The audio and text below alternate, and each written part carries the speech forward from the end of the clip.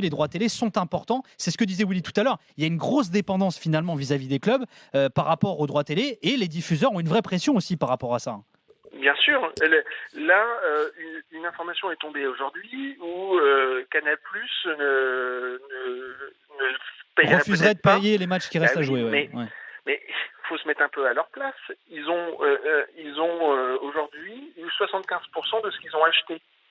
Et l'année prochaine, en plus, ce ne sont plus eux les diffuseurs. Il est hors de question, et on peut le comprendre, qu'ils payent 100% pour avoir 75% de contenu à diffuser.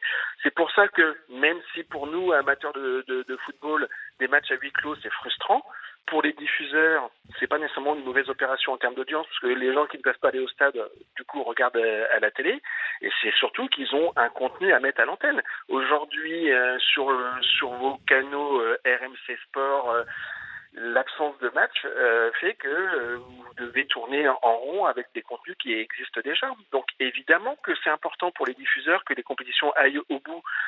Quand Monsieur Rores s'exprime, il s'exprime avant tout pour terminer la saison par rapport à l'Espagne, parce qu'il n'a pas encore les droits en France, mais c'est la même logique et on comprend tout à fait.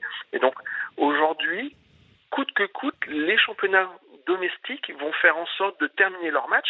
Peut-être pas les coupes, parce que les coupes, ce sont les compétitions où les droits sont les plus faibles. Mais tous les championnats ont intérêt à finir. Là, si on ne termine pas la Première Ligue, c'est plus d'1 milliard d'euros de manque à gagner. Si on ne termine pas la Ligue 1, c'est plus de 400 millions d'euros de manque à gagner. Donc évidemment il faut trouver des solutions. Vincent,